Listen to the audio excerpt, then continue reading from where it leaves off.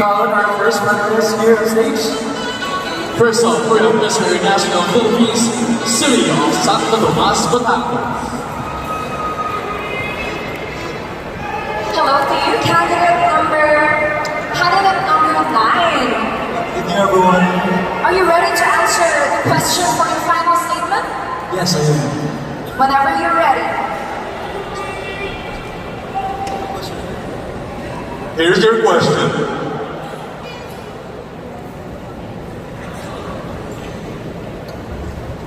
So for us to reiterate the question for the final statement of our fine gentlemen right here, they will only have to answer the question, what will make you a memorable Mr. International Philippines? Good evening, everyone. The thing that will make me a memorable Mr. International Philippines is because I am the one who will guide them to healing and enlightenment. I will strive to uplift them, fostering hope and a positive change.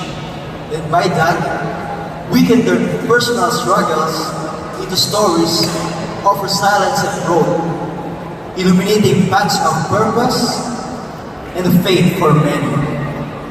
That's what made me a man of three P's: progress, purpose, and passion. And I'm all doing this para sa Pilipinas.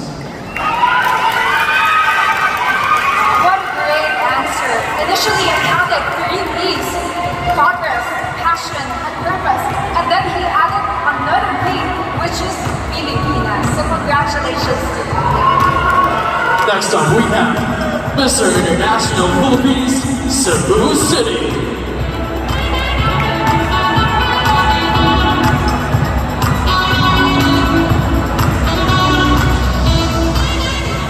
How are you feeling, Cebu City? I'm very excited to answer the question, even though I know that I already have a crown right now. For your question, what will make you a memorable Mr. International Philippines?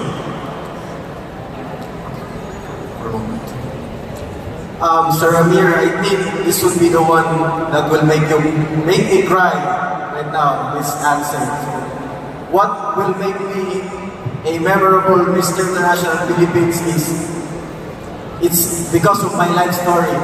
I've been a student athlete for 15 years from now. So I strive hard to get into what I am right now, to become a professional basketball player through hard work, sacrifice, and discipline.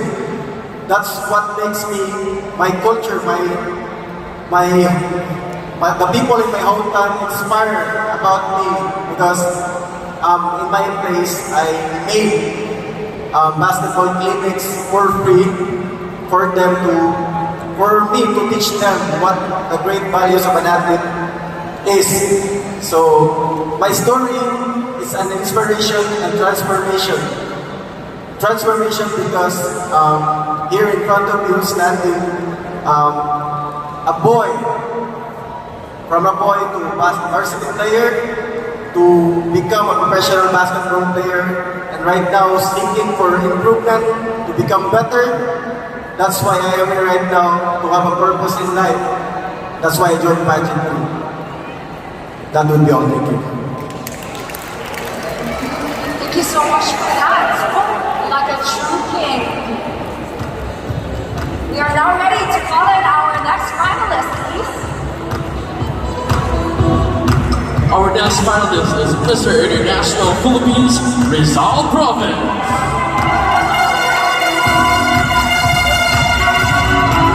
Candidate, Mr. Rizal Province, we also have just the same question. And we want to know, what can make you the most memorable Mr. International Philippines? Can you tell us? Can you also share that with the audience right now? I have always doubted myself. But I will remember the day that I promised myself that I will make this journey memorable. And that is to join Mr. International Philippines. After many years, I thought I was not eligible enough to compete and I can no longer pursue my dreams. Because the fact that I'm here in Turkey. But despite the challenges I faced, I know that I have to stand up for myself and believe on what I am capable of. And to fulfill this duty, may this be a reminder to everyone to never stop dreaming. You are never too old and never too young to reinvent yourself. After all, this story of never giving up will be a memorable story of Mr. International Philippines that will last a lifetime. Thank you. Another mic drop moment. Mr. Rizal, thank you so much for that. Very calm, yet very full of substance. Finally, number 4, Mr. International Philippines, Rosario Cavite.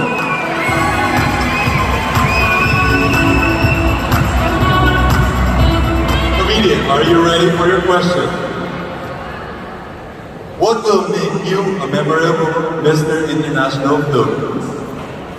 It's an honor and privilege and responsibility to be a memorable Mr. International Philippines. You should have these qualities: dedication, authenticity, and impact to the young generation. Because by having these qualities, you will not only leave a mark, but you can create a legacy. A legacy which will uplift people to the better version of yourself and better version of your lives. Thank you.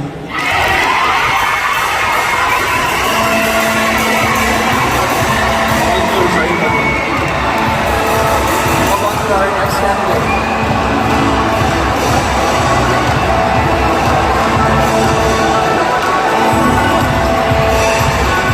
Next up, we have Mr. International Philippines, Bulacan.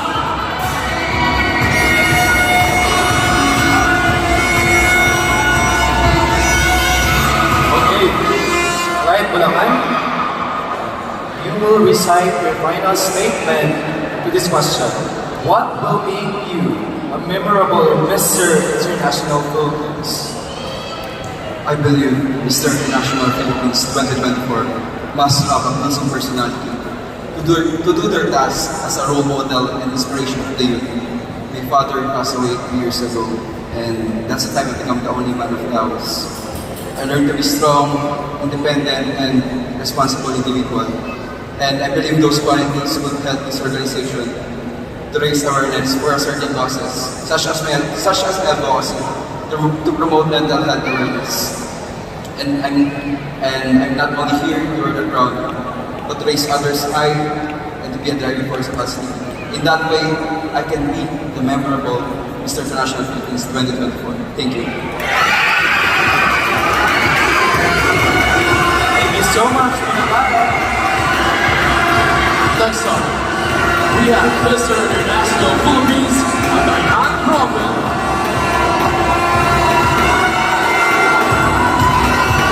Mr. Cagayan Province. Again, we have so many supporters here tonight. So, do you want to give them a quick thanks muna before you answer and before you provide them with your final statement? Thank you to those people who come in here just to support me. To my friends and to my families, to my supporters, thank you very much. Whenever you're ready, are you ready to recite your final statement to the question, what will make you the most memorable Mr. International Philippines? Being 18 means representing the dreams and aspirations of my generation. My youthful energy and my optimism in serving the community are my own weapons, sharing that age is no barrier in making a meaningful impact on the global stage.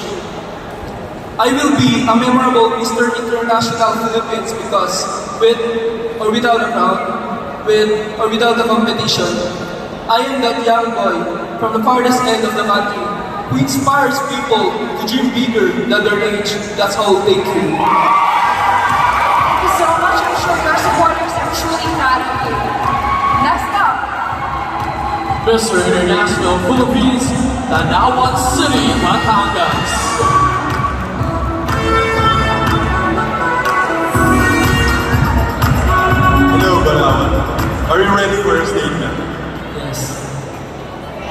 Your question is, what will make you a memorable Mr. International Philippines? What will make me a memorable Mr. International Philippines is my journey. From my humble beginning, my determination, and my dream to make a difference.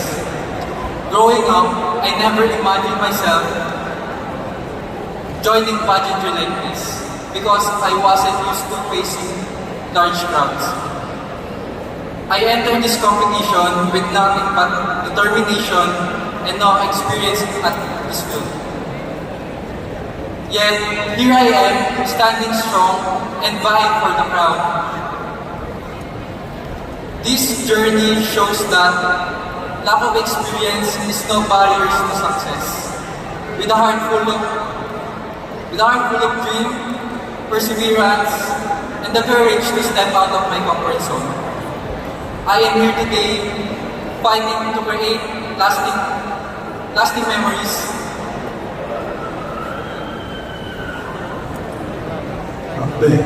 I believe that will make me a memorable Mr. International Philippines. That will be all. Thank you. Just in time to give his thanks to the audience. Next up, we have Mr. International Philippines, Tanawan San Fernando, La Union.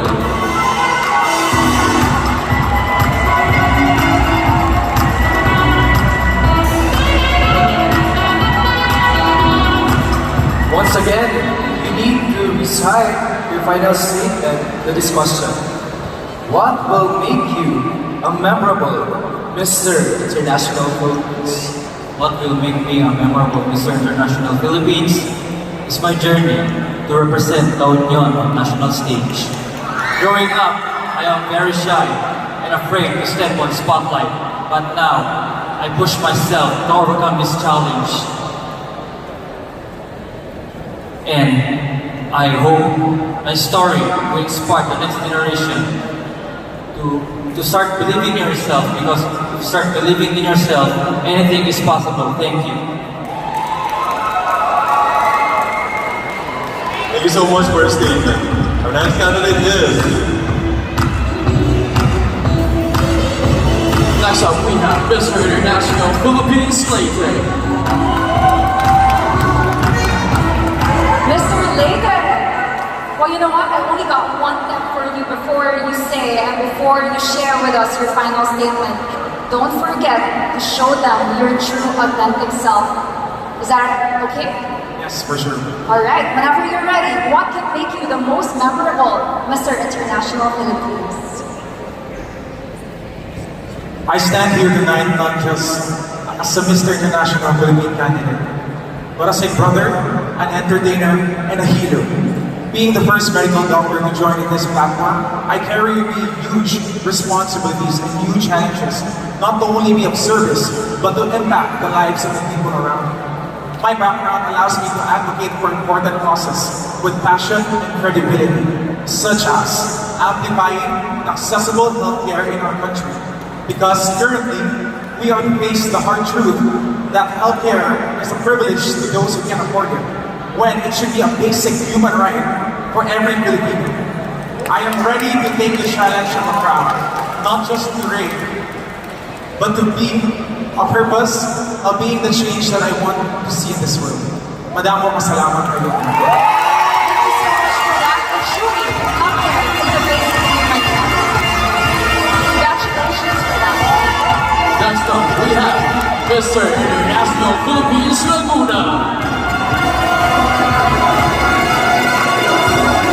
Very good, Laguna.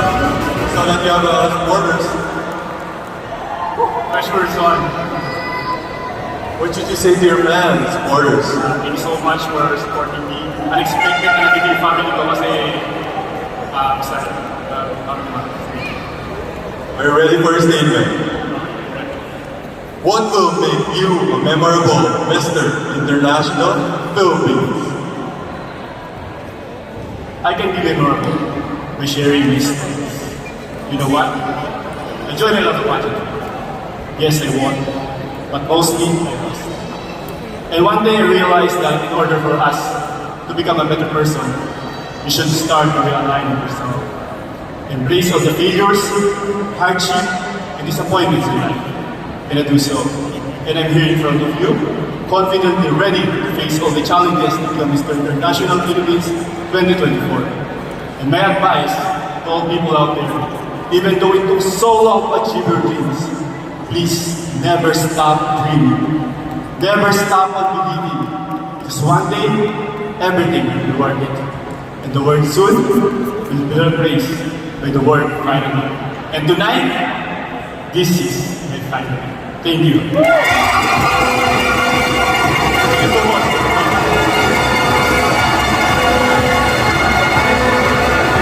Next up, we have Mr. International Philippines, Sam Bane.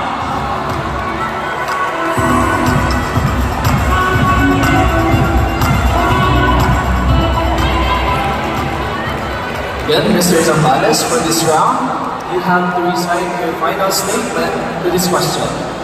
What will make you a memorable Mr. International Philippines? So the question goes, what will make me memorable Mr. International Philippines? A lot of people think that you must have to do something outstanding or you have to stand out to be memorable. But for me, to be memorable, it requires integrity, responsibility, and to be a good cause, to be a great service to the people around you, especially those who is in need of help. As what Martin Luther King said, that everybody cannot be famous, but everybody can be great, because greatness is determined by service. And that is the definition of greatness, and I am a servant. It is my core value, my inspiring story, and my big heart that is full of grace and love that will make me stand out. I will carry these aspects and traits. I will treasure them. The traits that my loving parents instilled in me.